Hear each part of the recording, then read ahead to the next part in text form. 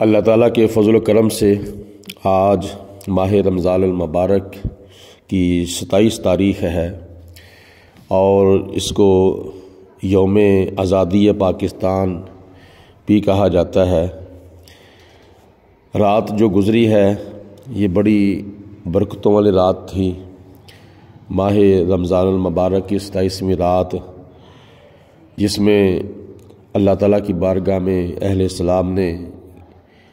بہت سی دعائیں کیں۔ اللہ تعالیٰ ان تمام مسلمانوں کی دعاؤں کو قبول و منظور فرمائے۔ تو آج ماہ رمضان المبارک کی جو 27 تاریخ ہے یہ ایک بہت عظیم الشان یادگار ہے۔ آج سے تقریباً 77 سال پہلے سن 1947 14 اگست کو اللہ پاک کی ذات نے ہمیں وطن عزیز ملک پاکستان عطا فرمایا، اور وہ بھی اسی گزری ہوئی رات لیلۃ القدر کا ایک فیضان ہے۔ 1400 سال پہلے اللہ پاک نے لیلۃ القدر کے اندر ہمیں قرآن عطا فرمایا، اور 1400 سال کے بعد اللہ پاک کی ذات نے ہمیں لیلۃ القدر کی بابرکت گھڑیوں میں وطن عزیز ملک پاکستان عطا فرمایا۔ اس موقع پر جتنا بھی اللہ کا شکریہ ادا کیا جائے اتنا ہی تھوڑا ہے۔ نبی پاک علیہ الصلوۃ والسلام کا جتنا بھی شکر ادا کیا جائے اتنا ہی تھوڑا ہے۔ اور تیسرے نمبر پر ہمیں تمام پاکستانی قوم کو، اہل اسلام کو، اہل پاکستان کو زیادہ سے زیادہ اپنے ان بزرگان دین اولیاء کاملین کا شکر ادا کرنا چاہیے، جن کی برکتوں سے اور جن کی تبلیغ سے اللہ پاک نے ہمیں آخری نبی، آخری رسول حضرت محمد مصطفیٰ صلی اللہ علیہ وسلم کا کلمہ پڑھنا نصیب فرمایا۔ اس پاک و ہند کی سرزمین کے اوپر، اس بر صغیر کی سرزمین کے اوپر آج سے تقریباً 800 سال پہلے، 900 سال پہلے، 1000 سال پہلے، 1100 سال پہلے بزرگان دین اولیاء کاملین تشریف لائے، جنہوں نے آ کر یہاں نبی پاک علیہ الصلوۃ والسلام کا جھنڈا بلند کیا، یعنی لوگوں کو لا الہ الا اللہ محمد رسول اللہ پڑھایا، اور ان کی تبلیغ کی برکت سے اللہ پاک کی ذات نے اہل اسلام کو بر صغیر کی سرزمین کے اوپر 800 سال حکومت کرنے کا موقع عطا فرمایا تھا۔ مسلمانوں کو، اہل اسلام کو اس بر صغیر کی سرزمین کے اوپر 800 سال تک حکومت کرنے کا شرف عطا فرمایا تھا۔ انگریز کو تو تقریباً 100 سال یا 125 سال ہوئے ہوں گے، لیکن انگریز سے پہلے یہاں مسلمانوں کی حکومت تھی، اور نبی پاک علیہ الصلوۃ والسلام کے غلاموں کی حکومت تھی۔ اگرچہ سلطان محمود غزنوی نے اور دیگر بادشاہوں نے اپنی تلوار کے ذریعے اسلام کو پھیلایا ہے، لیکن حقیقت اس کی یہی ہے کہ نبی پاک علیہ الصلوۃ والسلام کے کردار اور بزرگان دین کی نگاہوں کی تاثیر کی وجہ سے، بزرگان دین کی تبلیغوں کی وجہ سے یہاں اس پاک سرزمین کے اوپر اسلام پھیلا، ورنہ 1400 سال پہلے دیکھا جائے مکہ المکرمہ میں نبی پاک علیہ الصلوۃ والسلام کے ہجرت فرمانے سے پہلے مکہ المکرمہ میں تلوار تو ابو جہل کے ہاتھ میں تھی، تلوار تو ابو لہب کے ہاتھ میں تھی، تلوار تو کفار مکہ کے ہاتھ میں تھی، لیکن پھیل پھر بھی اسلام رہا تھا۔ یعنی نبی پاک علیہ الصلوۃ والسلام کے غلام حضرت بلال حبشی رضی اللہ تعالی عنہ جیسے حضور علیہ الصلوۃ والسلام کے صحابہ پر کافر جو تھے وہ ظلم و ستم کرتے تھے، جبر و تشدد کرتے تھے، پھر بھی وہ نبی پاک علیہ الصلوۃ والسلام کا نام لیتے تھے۔ دل ہے وہ دل جو تیری یاد سے معمور رہا، اور سر ہے وہ سر جو تیرے قدموں پہ قربان گیا۔ بلکہ اس کی حقیقت یہی ہے کہ نبی پاک علیہ الصلوۃ والسلام کی امت کے جو بزرگان دین اولیاء کاملین جو اس پاک سرزمین کے اوپر آج سے 1100 سال پہلے، 1200 سال پہلے، 1000 سال پہلے تشریف لائے تھے، وہ حضرت شاہ عبد اللطیف بٹائیس رحمۃ اللہ تعالیٰ علیہ، اور وہ حضرت سید عبداللہ شاہ غازی رحمۃ اللہ تعالیٰ علیہ، وہ تاجدار پنجاب حضرت داتا گنج بخش علی حجویری رحمۃ اللہ تعالیٰ علیہ، وہ تاجدار اجمیر حضرت خواجہ خواجگان حضرت خواجہ معین الدین چشتی اجمیری رحمۃ اللہ تعالیٰ علیہ، وہ حضرت سلطان باہو رحمۃ اللہ تعالیٰ علیہ، وہ حضرت سید امیر کبیر ہمدانی رحمۃ اللہ تعالیٰ علیہ، جن کے اخلاق اور جن کے کردار کی وجہ سے یہاں اسلام کا پرچم بلند ہوا۔ ان کا تو یہ طریقہ تھا کہ جب اللہ کا قرآن پڑھتے تھے یا 5 وقت کی نماز کے لیے اذان پڑھتے تھے تو ان کی نگاہ کی تاثیر اور ان کی آواز کی تاثیر اتنی ہوتی تھی کہ لاکھوں کی تعداد میں وہ کلمہ پڑھا کے لوگوں کو مسلمان کر دیتے تھے۔ ویکھو کنا کرم کما چھڑیا، بے رنگیاں نو رنگ لا چھڑیا، ساڈا اکو اجمیر دا پیر ویکھو 90 لاکھ نو کلمہ پڑھا چھڑیا۔ اگر آج سے تقریباً 1000 سال پہلے یا 800 سال پہلے یا 1100 سال پہلے یہ بزرگان دین اولیاء کاملین اس پاک و ہند کی سرزمین کے اوپر، بر صغیر کی زمین کے اوپر تشریف نہ لاتے تو شاید آج ہم کسی بت کے سامنے ہاتھ جوڑ کر کھڑے ہوتے اور ہمیں حضور علیہ الصلوۃ والسلام کا کلمہ پڑھنا نصیب نہ ہوتا۔ تو آج ہم کلمہ بھی پڑھ رہے ہیں، قرآن بھی پڑھ رہے ہیں، نماز بھی پڑھ رہے ہیں، روزے بھی رکھ رہے ہیں اور نماز تراویح بھی ادا کر رہے ہیں، جمعہ بھی پڑھ رہے ہیں، عید الفطر بھی پڑھ رہے ہیں، عید الاضحیٰ بھی پڑھ رہے ہیں، نبی پاک علیہ الصلوۃ والسلام کی نعتوں کے نغمے جو ہیں وہ بلند کر رہے ہیں اور نبی پاک علیہ الصلوۃ والسلام کی رسالت کا نعرہ بھی لگا رہے ہیں، تکبیر کا نعرہ لگ رہا ہے، رسالت کا نعرہ لگ رہا ہے اور صحابہ اکرام کی عظمت و شان کا نعرہ لگ رہا ہے، بزرگان دین اولیاء کاملین کی عظمت و شان کے نعرے لگ رہے ہیں۔ تو یہ ان بزرگان دین اولیاء کاملین کی برکت ہے کہ جنہوں نے آج سے کئی سو سال پہلے اس پاک زمین کے اوپر اپنا قدم رنجا فرمایا تھا، تو اللہ پاک کی ذات نے ان کے برکت سے آج ہمیں دین اسلام کی دولت سے مالا مال فرما دیا ہے۔ اور پھر علامہ اقبال رحمۃ اللہ تعالیٰ علیہ نے تو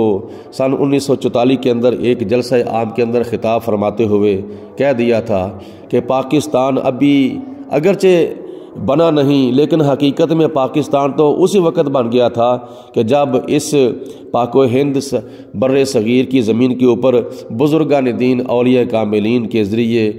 جب پہلے شخص نے کلمہ پڑھ لیا تھا تو پاکستان تو اسی وقت بن گیا تھا۔ بہرحال یہ پھر سلسلہ چلتا چلتا جب تحریک پاکستان کی شکل اختیار کر گیا تو پھر بہت سے ہمارے اکابرین، ہمارے بزرگان دین، ہمارے اولیاء کرام، ہمارے علماء کرام نے 2 قومی نظریے کی بنیاد رکھی کہ ہندو اور قوم ہے، مسلمان اور قوم ہے۔ یہ 1400 سال پہلے نظریہ نبی کریم علیہ الصلوۃ والسلام نے دیا تھا اور یہی نظریہ ابو بکر صدیق نے دیا تھا، یہی نظریہ حضرت عمر فاروق نے دیا تھا، یہی 2 قومی نظریہ حضرت عثمان غنی نے دیا تھا، یہی 2 قومی نظریہ حضرت مولا علی شیر خدا رضی اللہ تعالیٰ عنہ مجمعین نے دیا تھا، یہی 2 قومی نظریہ حضرت امام حسن رضی اللہ تعالیٰ عنہ نے دیا تھا، امام حسین رضی اللہ تعالیٰ عنہ نے دیا تھا اور حضرت عمر بن عبدالعزیز رضی اللہ تعالیٰ عنہ نے دیا تھا، حضرت امیر معاویہ رضی اللہ تعالیٰ عنہ نے دیا تھا۔ جب نبی پاک علیہ الصلوۃ والسلام نے اپنی زندگی مبارکہ میں تقریباً 27 غزوات لڑے تھے، اللہ تعالیٰ کی راہ میں جہاد کیا، تو اللہ پاک کی ذات نے بہت سی فتوحات عطا فرمائیں۔ بدر فتح ہو گیا، احد فتح ہو گیا، خندق فتح ہو گیا، تبوک یرموک فتح ہو گیا، حنین اور کئی علاقے جو تھے غیر مسلموں کے مسلمانوں کے ہاتھ آ گئے۔ پھر حضور علیہ الصلوۃ والسلام کے بعد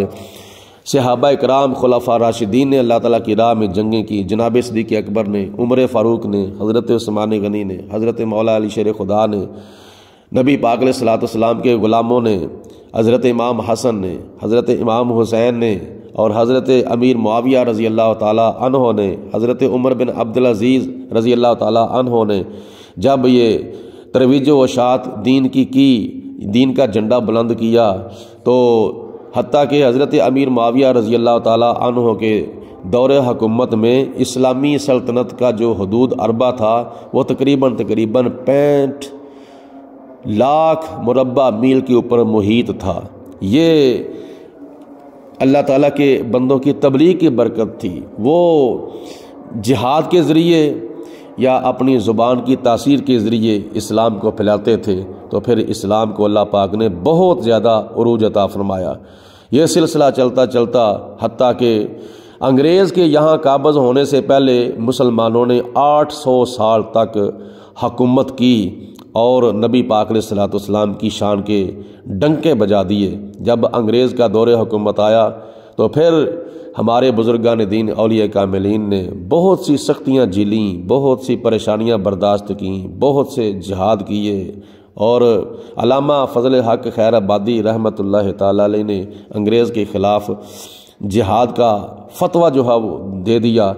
تو انگریز نے بڑی کوشش کی یہ فتویٰ واپس سے لے لیا جائے، لیکن علامہ فضل حق خیر آبادی رحمۃ اللہ تعالی علیہ نے فرمایا میری زبان کاٹی تو جا سکتی ہے لیکن یہ فتویٰ واپس نہیں لیا جا سکتا۔ تاریخ پاکستان اور دو قومی نظریے کی خاطر بزرگان دین اولیاء کاملین نے پھر بہت سی قیدیں کاٹیں، سلاسلے پابند رہے، اور قید کے اندر بہت سی سختیاں جھیلیں، حتیٰ کہ قید کے اندر جب انہوں نے علامہ فضل حق خیر آبادی رحمۃ اللہ تعالی علیہ جیسی شخصیات کو جب پابند سلاسل کر دیا تو پھر انہوں نے لوہے کے پنجرے بنوائے، اور لوہے کے پنجرے وہ جو تنگ تھے وہ کھلے نہیں تھے بلکہ وہ تنگ تھے، اور ان کے چاروں طرف کیل جو تھے وہ ٹھونس دیے، تھوڑا سا ہلتے تھے تو کیل جو تھے وہ جسم کے اندر پیوست ہو جاتے تھے۔ اتنی سختیاں انہوں نے برداشت کی تھیں، اتنے دکھ جھیلے صرف اور دو قومی نظریے کی خاطر اور وطن عزیز ملک پاکستان کی خاطر۔ پھر ہمارے بزرگان دین اولیاء کاملین جو کہ قائد اعظم محمد علی جناح کے پیچھے تھے، ان کی دعائیں اور ان کی ہر قسم کی ہیلپ اور ان کی بہت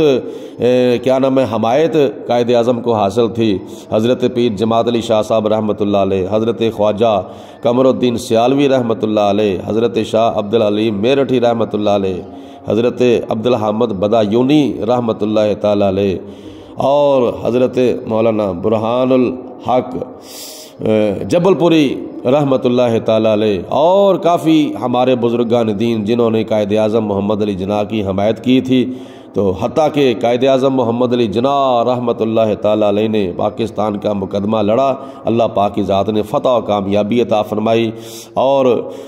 14 اگست سن 1947 کے اندر اللہ پاک کی ذات نے ہمیں لیلۃ القدر کی بابرکت گھڑیوں میں ملک پاکستان عطا فرما دیا تھا، اور نہ جانے